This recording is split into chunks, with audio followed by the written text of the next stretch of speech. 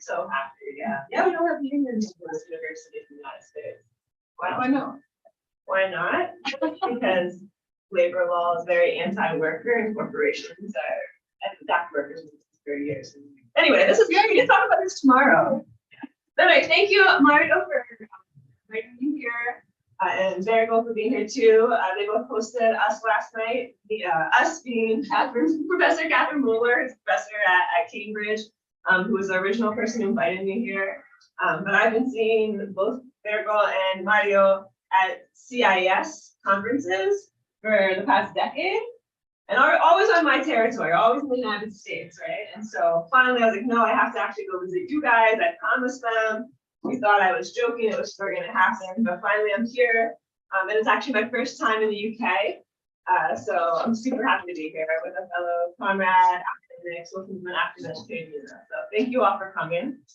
I'm going to talk today about what used to be my recent book. It's no longer that recent, but it's a book I published in 2019 called Occupying Schools, Occupying Land, How the Landless Workers Movement Transformed Brazilian Education. And hopefully I can talk about the book, and then we can talk a little bit about the current Brazilian context, which has actually changed a lot over the past 4 years. If you follow either Brazilian politics or right-wing authoritarianism, you might have heard a little bit about Brazil, so we can talk about that then. But this book broadly is about the relationship between education, social movements, and the state. And my interest in, I think I have to admit people. I think it's admit people. Okay. And my interest in that topic about education and social movements never came out of an academic or a theoretical interest. It really came out of my own lived experience as an activist in the United States. My parents are trade unionists. In a small but powerful, important trade union movement in the United States. I was an activist as an undergrad, and I remember when I was a junior in college, I went to Brazil for the first time on a study abroad program, and I had the opportunity to work for a feminist organization in the northeast of the country called Group Wonder Woman. And the founder of the organization, when I did an internship with them, she told me that the goal of the organization was to end all forms of classism, racism, and gender oppression. Sexism, I think is how she framed it then. And so I thought that was pretty good, end all forms of sexism, racism, class oppression. And so I asked Borges, how are you going to do that? And her answer was, she pointed to a picture of a person. Can anyone think about who she pointed to? Prairie. I think you've heard me say this before. You're great. Yeah, she pointed to me a picture of Paulo Freire, who of course is the Brazilian educational scholar and activist who wrote the book Pedagogy of Land. And to be honest, as an undergraduate, I had read Pedagogy of Land and kind of thrown it away because I was like, what does this mean? I don't know how this is relevant to our struggle. But with that organization, I spent that summer watching how these women were using education as a means to bring the community together. Raise critical consciousness, for example, bring elderly women to talk about the UN Declaration of Human Rights and whether they actually have those rights, and if not, how they can get them. And so very quickly, I became obsessed with this idea of education as a pedagogy or a form of social change. And I wondered why our social movements in the United States did not invest in that same type of grassroots education. And so when I went back to the United States, I entered a doctoral program in social and cultural studies in education because I was interested in educational alternatives. Little did I know, in the doctoral program we were grad students together in social and cultural studies, all we learned about was why schools were oppressive institutions that simply reproduce social and economic inequities. And so I began to ask, well, is it possible to take that radical education, that non-formal sort of radical education within movements, and implement that in the formal school system? And so that became the question, both a theoretical question, an empirical question, but also a social movement question that really drove my work. And so, if I can move this, there we go. They can't see you on Zoom. They can't see me? No. That's the camera. So it's a little bit under there. Should I? You can, if you like. All right, maybe you sit over there so I can stand over here. Is that okay? Is this better if I stand here? Oh, you're not looking. I see. Should we just move it? Yes. Is that better? Yeah. Yeah. Yeah, I think they can see. Okay, perfect, perfect. And you're gonna, I'm moving on both screens, so you're gonna move that to next one.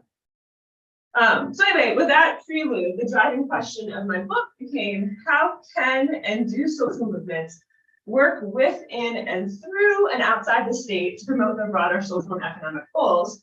And what is the role of public education in processes of both social reproduction and resistance? So that became the driving question of my book. And the big lesson that I learned from my research that I always like to share the lessons at the beginning of the presentation is that for social movements in Brazil, education is just one small part of a longer strategy of social movement, right? And that strategy of the social movements in Brazil, and social movements in Brazil, you have to understand, aren't simply moments of protest, but they're very large national mass-based organizations with various connections around the world and throughout the country. And the strategy they draw on is what German activist Rudy Duschke, drawing on the Italian Marxist Antonio Gramsci, referred to as the long march to the institutions, right? And so the social movement leaders engage in the long march when they enter the state, helping to carry out the daily job of public service provision, while also linking those actions to a broader process of social struggle and a long-term strategy for economic and political change. In other words, social movements in Brazil are trying to occupy state power in various spheres, whether that's the local public health office, or even the bus transportation system, or local government, or universities and schools. They're constantly trying to enter institutions and prefigure their economic and social goals within those state institutions, right? There's lots of social movements that draw on this strategy in Brazil, but the social movement that most represents this long march strategy is the Brazilian Landless Workers Movement, or the MST, which I did my research on. So just a show of hands, before this presentation, who had heard of the MST before? Well, no, we got a yeah. So it's 3 or 4 people, but majority in that, right? So I'll just give a super brief history of the MST. It's a social movement that began in the southern part of Brazil. To understand its origins, you have to understand that Brazil is marked by a history of land inequity, where the majority of the land is owned by very few people, and the majority of people are landless. And so the landless workers movement began in the late 1970s during a period of dictatorship. And it wasn't one organized movement per se, but rather groups of landless workers that went and squatted on unproductive large land estates and refused to leave until the government gave them access to that land. And even during a period of dictatorship, this tactic of direct action land occupation worked, and hundreds of families got land access. And so the movement itself was founded in 1984, when all these different groups of sort of autonomous landless laborers came together to form one national movement, the Brazilian Landless Workers Movement, or the MST. Specifically with this slogan, the land belongs to those who work it. So since then, the MST has grown to include 1.5 million women, men, and children, and it continues to lead land occupations of private land estates to this day. In fact, this is a picture of a land occupation in process that I participated in 2011. I kind of jumped the fence as they were running in and grabbed this picture of a land occupation in process in the northeast of the country. Importantly, the MST's goals, they articulate them in terms of 3 things: land reform, agrarian reform, and social transformation. So first, they understand that getting access to land is only the first step to having the resources you need to live a dignified life on the land: housing, roads, technical assistance, irrigation, right? So that's land reform and agrarian reform. But the movement's also fighting for social transformation, and that's probably the most polemic part of the movement, because they're an explicitly socialist movement, and they're fighting for more collectivist forms of agricultural production and a transition from agribusiness to agroecology. They're also, over the past 2 decades, incorporated other aspects of social struggle into their movement, like gender rights, indigenous rights, LGBTQ rights. So the movement itself is always in movement, always changing. Education, which is the topic of my book, is a central part of all of these goals. And the movement over the past, at this point, 38 years, has gotten more than 2,000 schools built in the new communities where they occupy land and get land distributed, which totals to over 8,000 teachers and 250,000 students. And here's some of the pictures of the schools and their communities. In addition to that, they have partnership. The social movement has a partnership with 80 universities who have been able to offer over 200,000 students access to adult education, high school degree programs, and even higher education degree programs. These programs that are funded through a particular government program are basically affirmative action programs for land occupation participants. In other words, you can't get access unless you actually participate in a land occupation, or your dad participated, or you live in a community that got land through a land occupation previously. So it's affirmative action specifically for the people that are participating in these land occupations. So that's pretty impressive, right? And what I think is interesting is that the scale of these educational initiatives really go against a lot of the academic literature on social movements, right? And so there's a sense within the sociology of social movements that once social movements engage the state, they demobilize and decline, right? You sort of heard that argument before. That goes back to a guy named Robert Michels, who talked about the iron rule of oligarchy of organizations, and also Piven and Cloward, who really made this argument that social movements are at their most effective when they're disrupting, and as soon as they stop disrupting and enter the state, they decline, right? Of course, just briefly, there's other scholars that have more nuanced arguments about social movement state relations, especially scholars who study Latin America and participatory governance, right? But I would argue that the question of how social movements engage the state, should engage the state, continues to be the most important polemic question for social movement activists today, right? So you can think about contemporary social movements. The Zapatistas are famous in Mexico. The Zapatistas are famous and beloved exactly because they have refused to engage the state and have created their own autonomous institutions.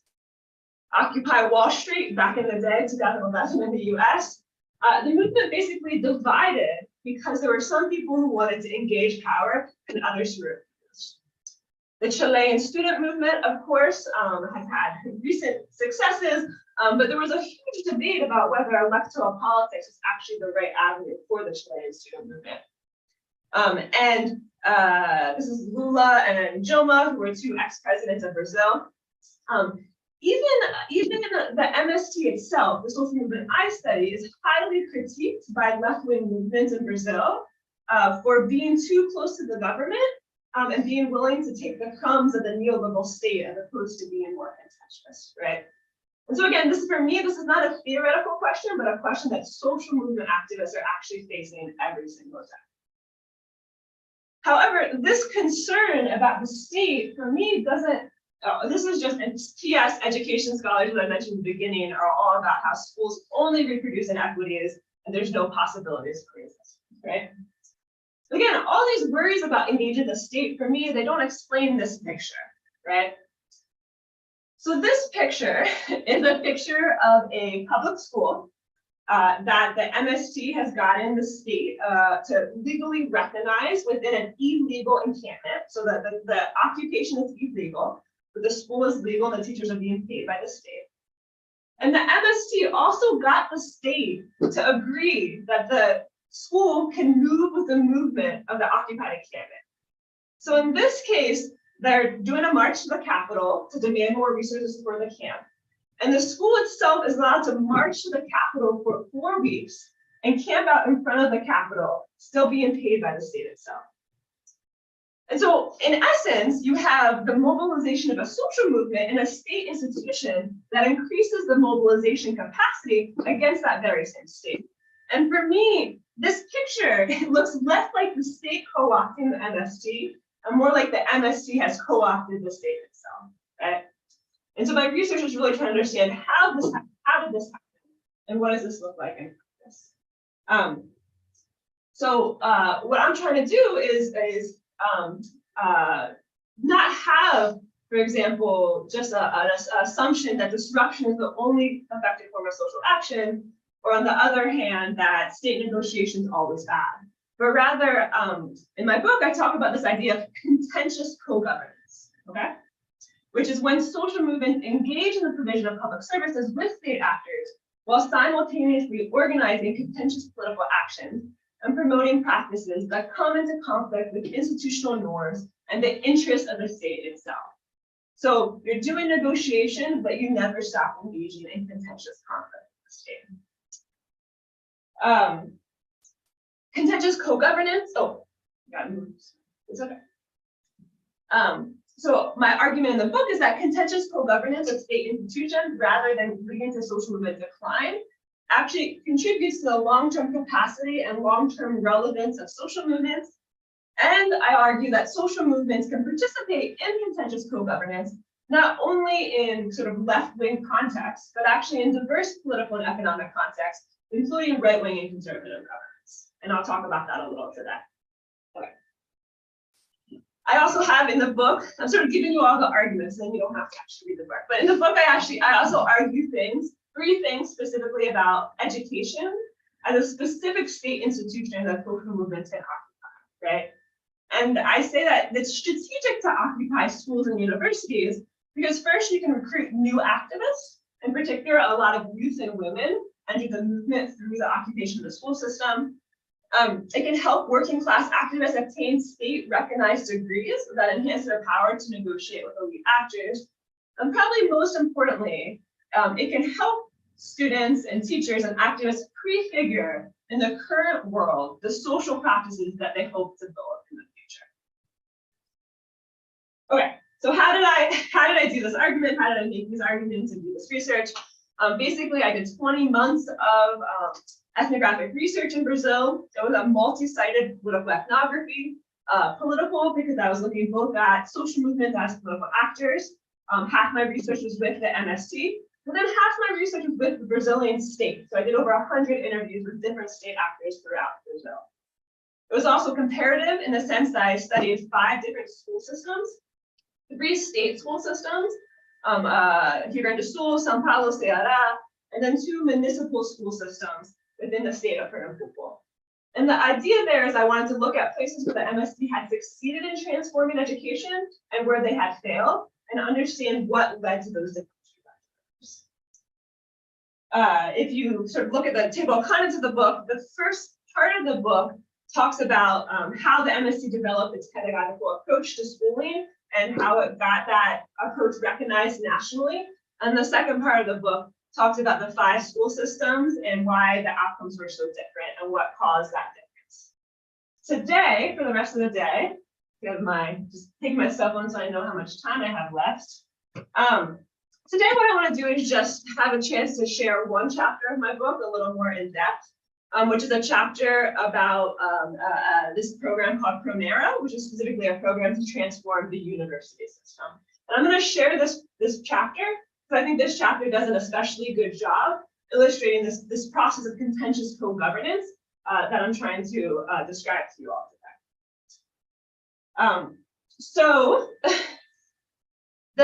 Again, the argument is that social movements' co-governance of public institution is a constant process of political contestation.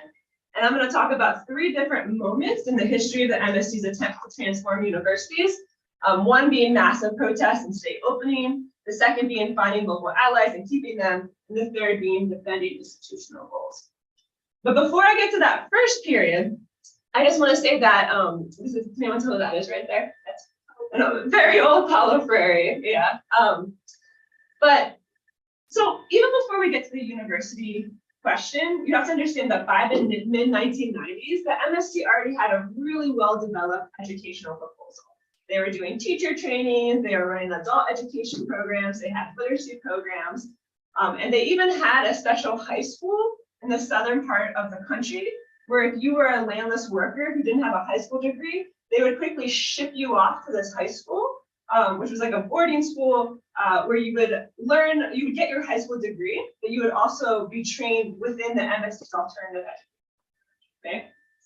And so by 1996, the MSC was able to publish this book called the MSC's Educational Principles, which talked about both the philosophical principles and the pedagogical principles that they were trying to implement in the school system. And I'm happy to talk about that more in question and answer. But the big problem in the mid-1990s is that, oh, sorry, I don't know what happened. Let's see. Oh, no signal. We kind of knew that was going to happen because it was fizzling so much. We were just hoping. What?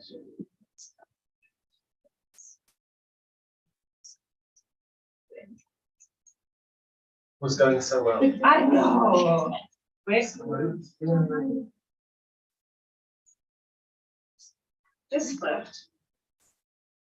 Are there any connections that you can do? That's okay. We can have a look at that. Yeah. No, don't worry. It's, yeah. Trying to fix it. Not stupid thing. You mean these? That's what. No. Maybe you could just. Let's do it from the future. Big enough, that's great. Wiggling it. Hold on.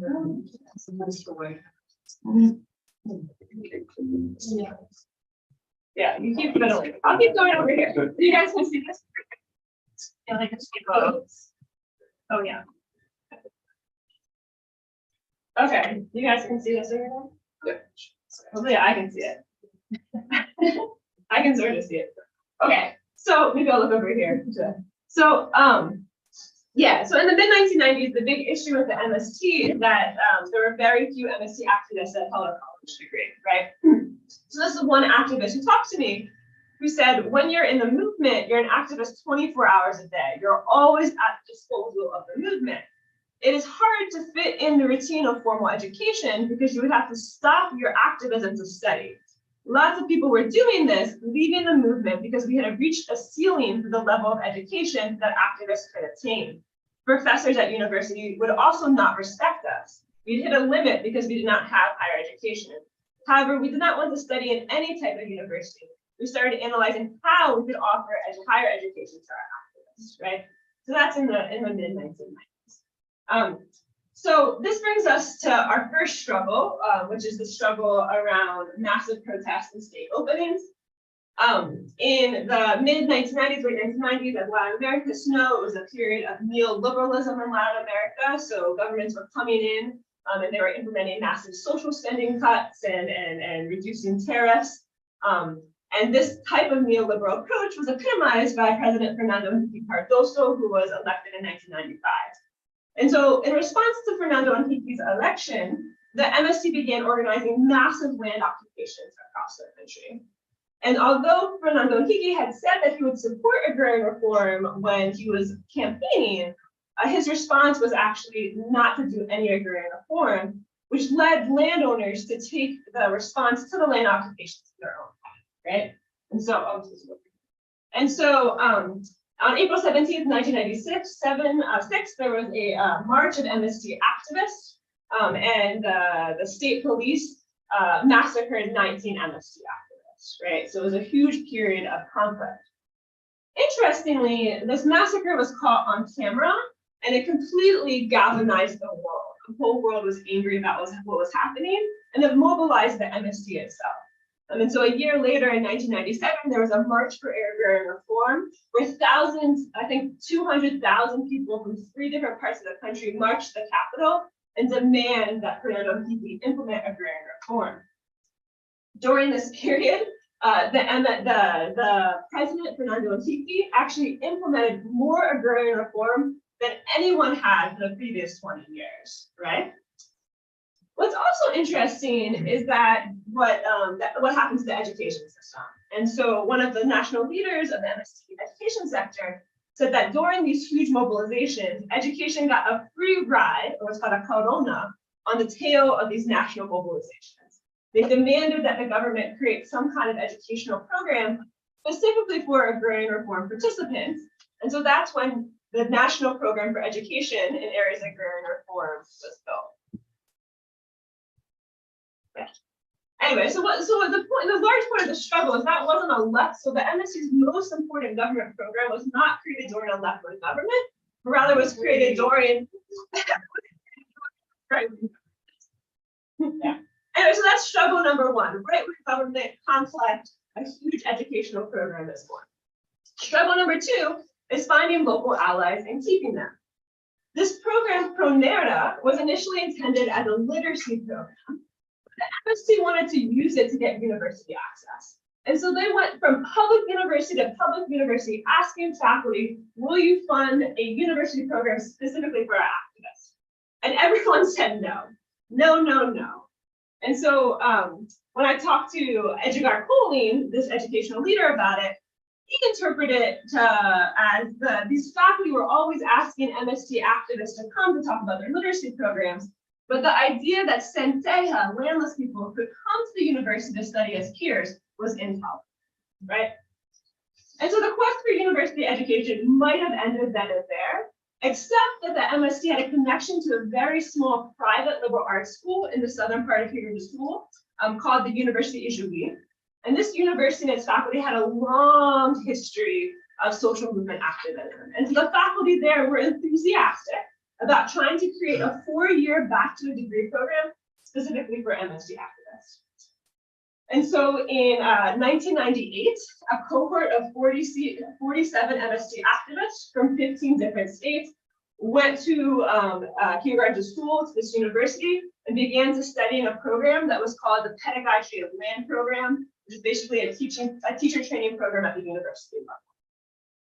And this university context with sympathetic faculty and an active social movement was a perfect space for educational innovation.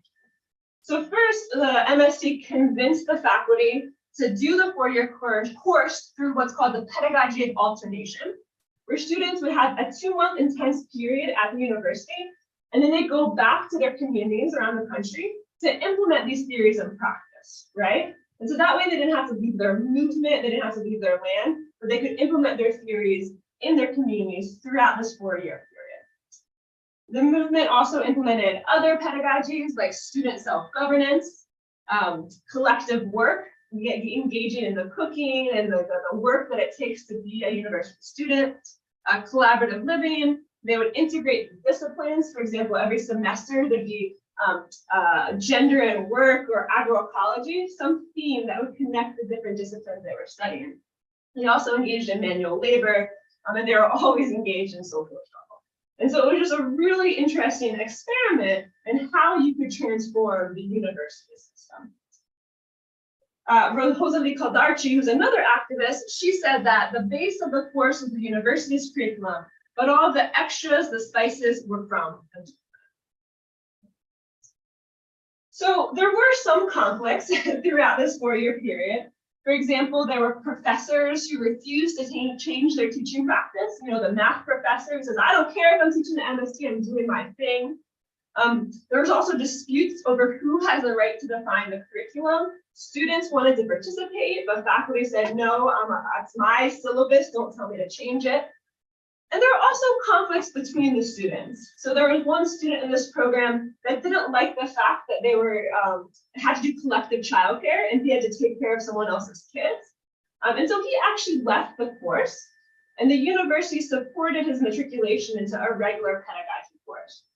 And one activist, Elizabeth, when she was talking about this moment, she said, it was then that we realized that the university did not understand us or our proposal because they supported and valued his decision 100%. AKA the decision of an individual choice versus the decision of the collective. Nonetheless, the course continued to move on and go through, and it was a really exciting 4 years. But at the same time, in the early 2000s, there was a shift to ranking throughout the world and in Brazil. And the Ministry of Education in Brazil started asking all universities to take these standardized tests to rank their program. Of course, the MSC was against this. The student government even had a boycott against this test. But for the professors that had gone on a limb to support this social movement, the test was really, really important to show that it had been a really serious 4-year course. And so the students, the MSC activists, they debated and they discussed what they were going to do. And they decided, without telling the faculty, that they were going to go to take the test and they were going to leave everything blank, which is worse than a boycott because it basically made it look like everyone failed the test. The faculty were so angry. One faculty said, the professors felt betrayed. They did not allow anyone to know about their decision. There was no dialogue. Some more. Another professor told me, we agreed to work with the practices of the movement. We did what the movement was, but the movement refused to work with the practices of the university. The MSC never again worked with its faculty at the University of Michigan. So kind of a sad end to that story. Yeah. Some of you look a little shocked, right? Mario's appalled. Never gonna work with this. But the whole point of the story is to say that this is what contentious co-governance is, right? As you remember, contentious co-governance is when social movements engage in the provision of public services with state actors while simultaneously organizing contentious political actions and promoting practices that come into conflict with institutional norms. Even under a left-leaning government or in a progressive university or with a radical professor like Mario, these tensions and conflicts are a constant process of social movements' long march to the institution, because they're attempting to implement socialist pedagogies within an overall capitalist system, right? And so for me, it's a good thing that these tensions happen, because if these tensions aren't happening, there's probably something wrong.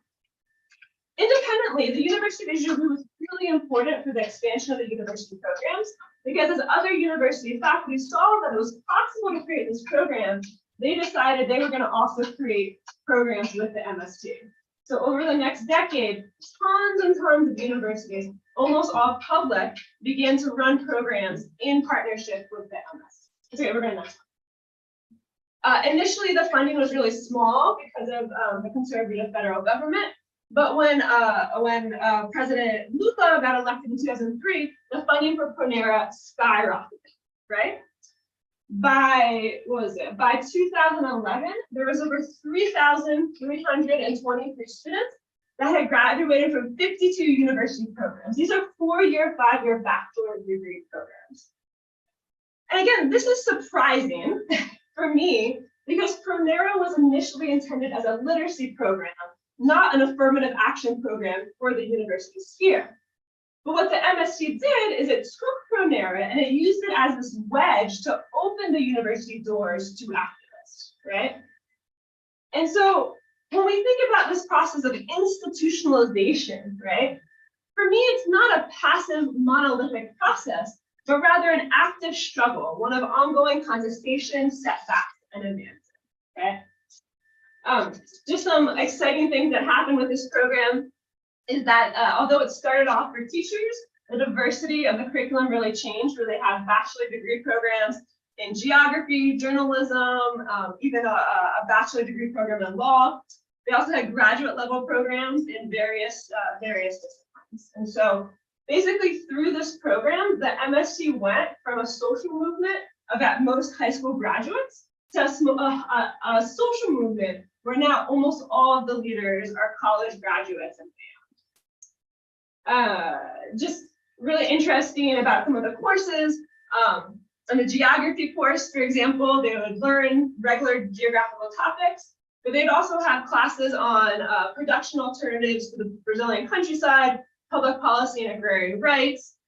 In the law course they created, they would talk about, constitutional law, whatnot, but they'd also talk about the social context of legal systems, agrarian law from a peasant perspective, legal structures of non-capitalist countries. And so the disciplinary focus of the university programs is very different. In addition, there was an attempt to link theory and practice through research. So you remember that pedagogy of alternation? Every single one of these courses was run through that pedagogy alternation, where students would study together for 1 or 2 months and then go to their communities, right? And so in their communities, they had to do specific projects related to their research. And so this, I don't know if you can see this picture, but in one course, that was a course on infant education, the students had to go back to their community, interview everyone about their vision for kind of early childhood, and then create playgrounds that represented that vision of child, right? So that was their school project. In another case, one student went back to his community and got all the young kids to find recycled material and create actually a band with that recycled material. That's called the CAN band. And that was his project where he was thinking through pedagogy and practice. And then he went back to the university to reflect on that project with them. Okay, I'm going to skip forward just a little. So the big question is how education builds the movement, right? And so here's some quotes. One national leader of the MST said, "Promeera is the most valuable experience we have. It's fighting against ignorance in the Brazilian countryside."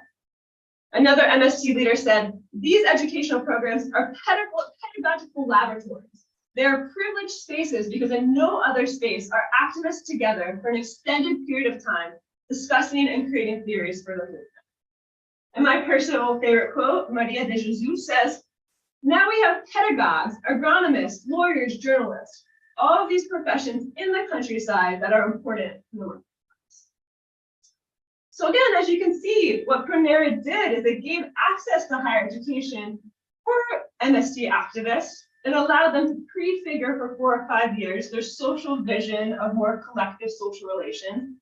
And it gave them technical degrees that people could then use to reinforce the goals and the struggle of the movement, right?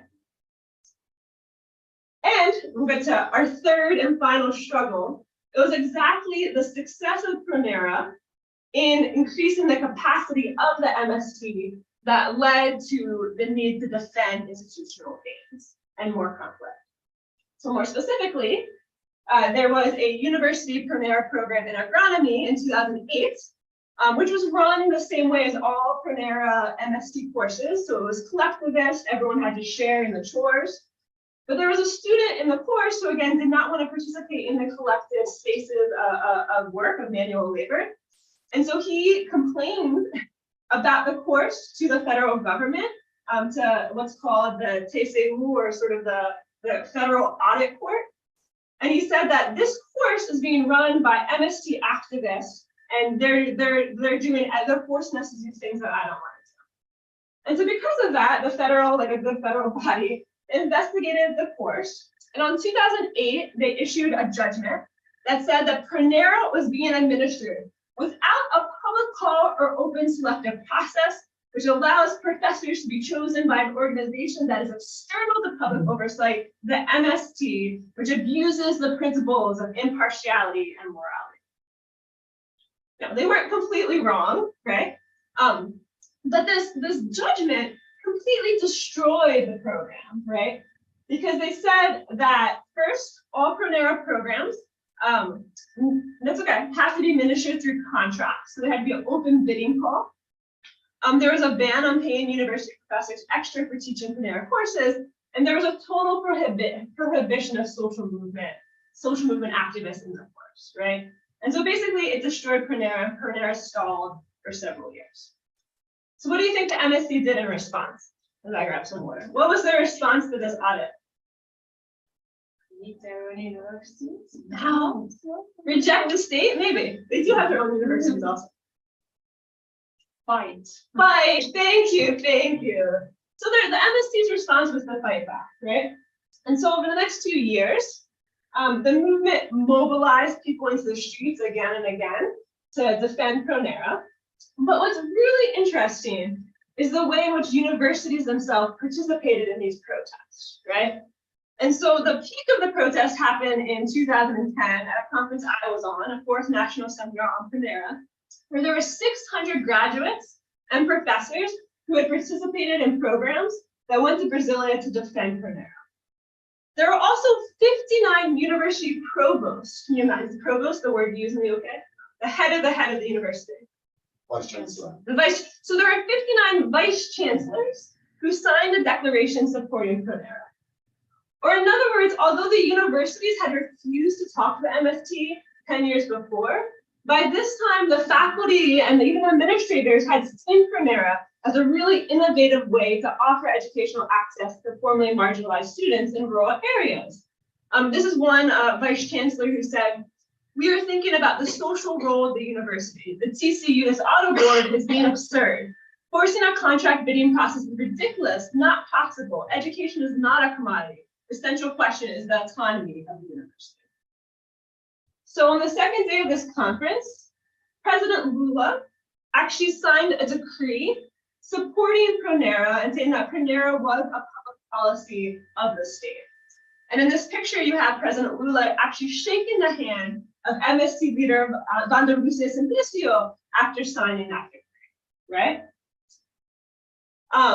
This is just saying that the decree was signed. And so on December 1st, 2010, which is about 4 days after the signing of this decree, the TCU issued a new judgment lifting Promeera restrictions. And so Promeera continued to function at least until 2016, which is another situation. So it's continued to function for the next 6 years, right?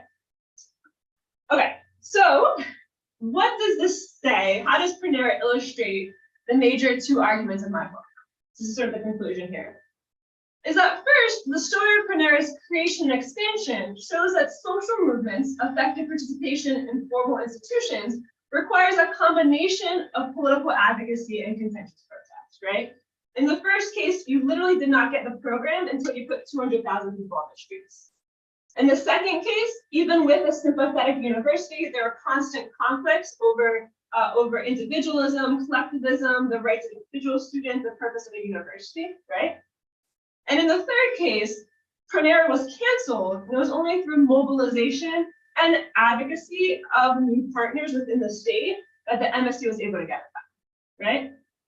So again, this case shows that institutionalization was never a freezing in time of the MSC's educational proposal, but rather a dynamic process that required both mobilization and political maneuvering to push forward institutional goals.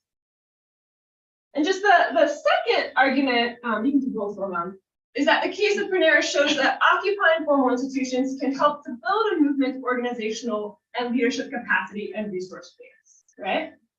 In a short decade, thousands of MSc leaders obtained higher education degrees, including 50 students who graduated from a Promeera bachelor's program in law and are now activist lawyers in the movement. Imagine how great it would be to have your own movement lawyers within your movement, right? And so just to conclude, I think that Promeera really defies Piven and Cloward's claim that it is not possible to compel concessions from elites that can be used as resources to sustain oppositional organization over time. In complete contrast, Promeera has increased the amount of women, young people in the movement.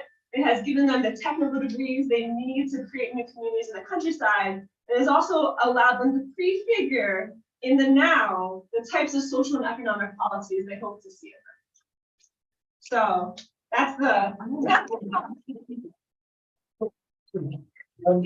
Well, what we would normally do at this time, just spend a couple of minutes, just talk to the person next to you, reflect on